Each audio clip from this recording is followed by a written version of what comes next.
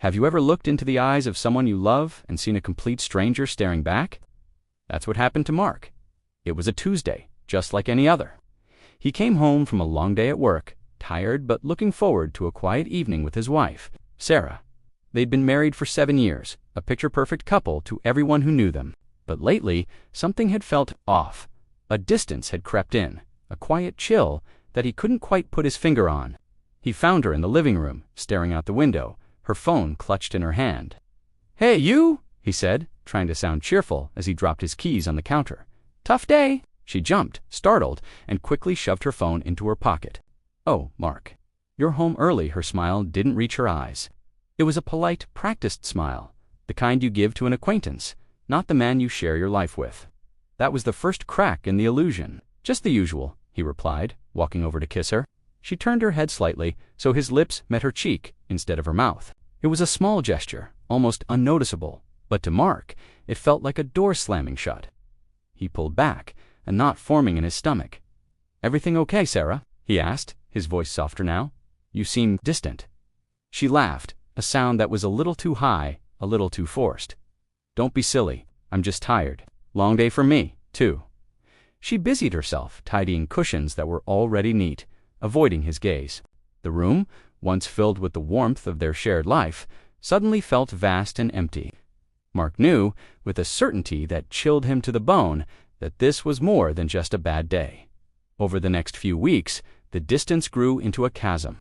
Late nights at the office, hushed phone calls she'd take in another room. A new password on her phone, she claimed, was for security. Every excuse was plausible on its own, but together they wove a tapestry of deceit that Mark could no longer ignore. He tried to talk to her, to bridge the gap. He planned date nights, bought her flowers, reminded her of the early days of their love. But it was like trying to fill a bucket with a hole in it. His efforts just seemed to drain away, leaving him feeling foolish and exhausted. He remembered their wedding day, the way she had looked at him with such unshakable love and trust. Where had that woman gone? He started to doubt himself. Was he not enough? Had he done something wrong?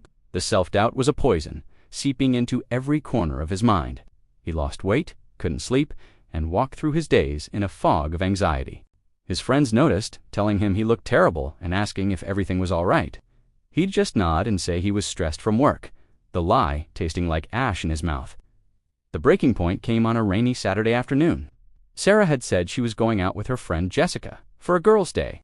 Mark was trying to fix a leaky faucet under the sink when he found an old, forgotten gift bag from their anniversary. Inside was a photo album he'd made for her 2 years prior. He sat on the cold kitchen floor and started flipping through the pages. There they were, smiling in Paris, laughing on a beach, holding hands at a family picnic. In every photo, their eyes were locked, filled with a joy so pure it made his chest ache. He reached the last page, which he had left blank with a note that said, "For all the adventures still to come." That's when his phone buzzed. It was an email notification, a receipt from a fancy downtown restaurant he'd never heard of. It wasn't for him. It was a confirmation for a reservation for 2, under Sarah's name, for that very evening. He checked the time. It was in an hour. Curiosity and a sickening sense of dread battled within him. He called Jessica. Her voice was bright and cheerful until Mark asked if she was having a good time with Sarah.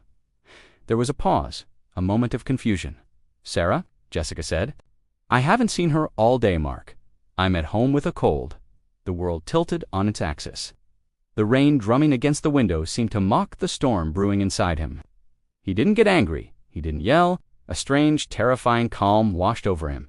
He knew what he had to do. He put on his coat, grabbed his keys, and drove downtown. The restaurant was intimate and candlelit, the kind of place for lovers. He stood outside in the rain, his heart pounding a frantic rhythm against his ribs. And then he saw them. Sarah, sitting across from a man he didn't recognize. She was laughing, a real, genuine laugh he hadn't heard in months. She reached across the table, her hand covering the man's, her eyes. The same eyes that once held a universe of love for Mark were now shining with adoration for someone else. He didn't go in. He just watched for a moment, an invisible ghost at their feast. He saw the truth, stark and undeniable. It wasn't about the lies, the secrets, or the other man. It was about what was missing, the love. It was completely, utterly gone. He drove home in a daze, the city lights blurring through his tear-filled eyes. The photo album was still on the kitchen floor. He picked it up and looked at the smiling face of the woman he thought he knew.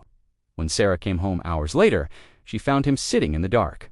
"Mark, why are all the lights off?" she asked, her voice laced with a false brightness that now grated on his soul.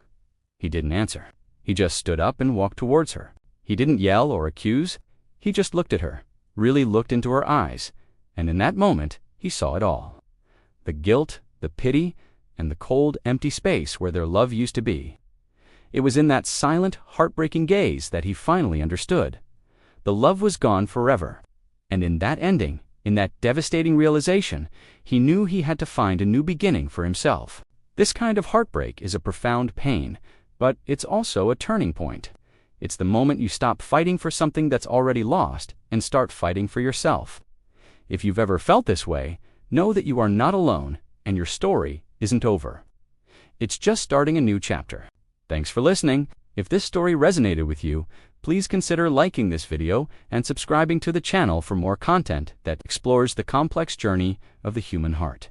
We'll see you in the next one.